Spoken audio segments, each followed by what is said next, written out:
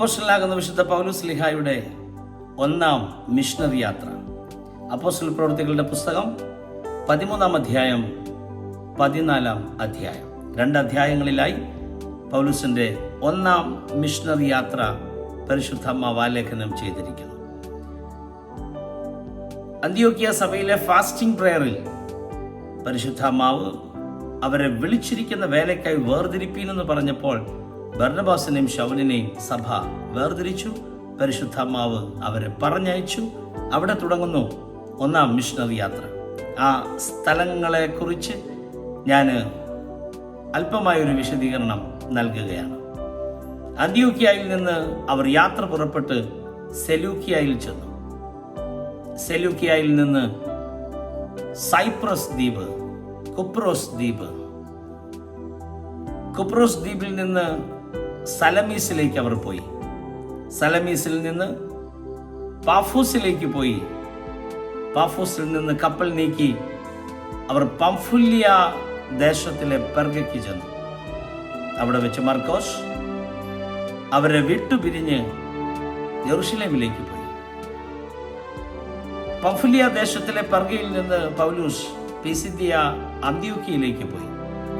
അവിടെ ദൈവത്തിന്റെ വചനം അതിശക്തമായി അറിയിച്ചു.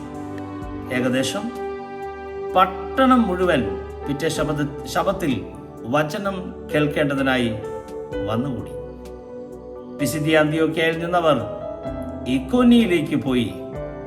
13-ാം അധ്യായം സമാപിക്കുമ്പോൾ നാം വായിക്കും, ഇക്കോന്യയിൽ അല്പമല്ലാത്ത ബുദ്ധിമുട്ടുകൾ വന്നപ്പോൾ അവർ ലുസ്ത്ര, ദർബ എന്ന ലുക്കവന്യ പട്ടണങ്ങളിലേക്ക് ഓടിപ്പോയി.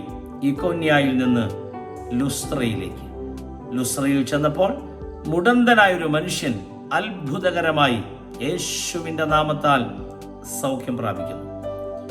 ലുസ്ത്രയിൽ വെച്ച് തന്നെ അന്ത്യോക്യയിൽ നിന്നും ഇക്കോന്യയിൽ നിന്നും യഹൂദന്മാർ വന്ന് അപ്പോസ്തലന്മാരെ കല്ലെറിയുന്നു.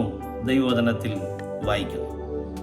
ആ കല്ലേറ് കഴിഞ്ഞു. ആ പെർസിക്യൂഷൻ കഴിഞ്ഞതിന് ശേഷം ലുസ്ത്രയിൽ നിന്ന് താന് ദർബയിലേക്ക് പോയി. ദർബയിൽ ചെന്നതിന് ശേഷം ഒന്നാം മിഷണറി യാത്ര അന്ത്യോക്യയിലേക്ക് തിരിച്ചു വരുവാൻ തീരുമാനിച്ചു. അങ്ങനെ ദർബയിൽ നിന്ന് ലുസ്ത്രയിലേക്ക് അവർ വന്നു. ലുസ്ത്രയിൽ വന്നതിന് ശേഷം ഇക്കോന്യയിലേക്ക് വന്നു.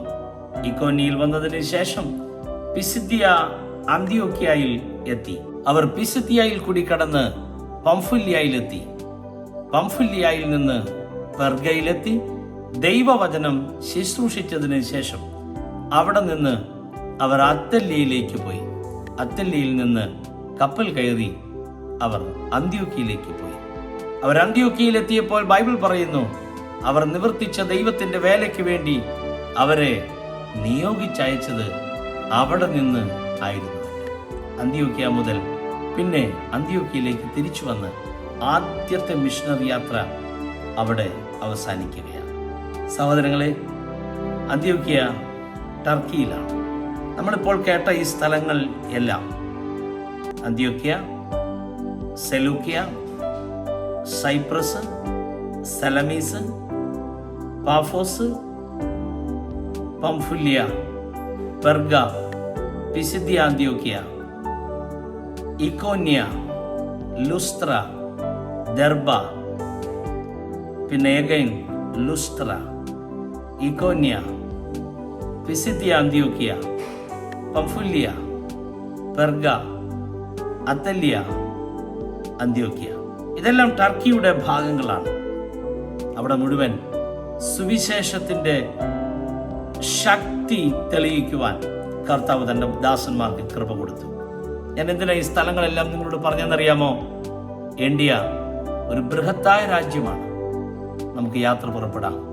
കേരളം, തമിഴ്നാട്, കർണാടക, ആന്ധ്ര, ഗോവ, മഹാരാഷ്ട്ര, ഛത്തീസ്ഗഡ്, ഒറീസ, ഗുജറാത്ത്, മധ്യപ്രദേശ്, ജാർഖണ്ഡ്, ബംഗാൾ, സിക്കിം, ഉത്തർപ്രദേശ്, രാജസ്ഥാൻ, ബീഹാർ, അരുണാചൽ, ആസാം, മേഘാലയ, നാഗാലാൻഡ്, മണിപ്പൂർ, മിസോറാം, ത്രിപുര, ഡൽഹി, ഹരിയാന, പഞ്ചാബ്, ഉത്തരാഞ്ചൽ, ഹിമാചൽ, ജമ്മു ആൻഡ് കാശ്മീർ, ദാദ്ര ആൻഡ് നഗർ ഹവേലി, ആൻഡമാൻ, നിക്കോബാർ, സകല സ്ഥലങ്ങളും ഇന്ത്യയിൽ യേശു എന്ന നാമത്തെ അറിയട്ടെ.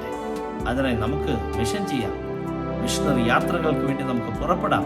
അതാത് സ്ഥലങ്ങളിൽ മിഷണറിമാരെ അപ്പോയിന്റ് ചെയ്യാം, അവരെ സപ്പോർട്ട് ചെയ്യാം, അവർക്ക് വേണ്ടി പ്രാർത്ഥിക്കാം. അവസാനം രാജ്യം ഉണർവിലേക്ക് വരട്ടെ. ദൈവത്തിനായി നമ്മൾ ഒരുക്കട്ടെ. May God bless you all. Amen.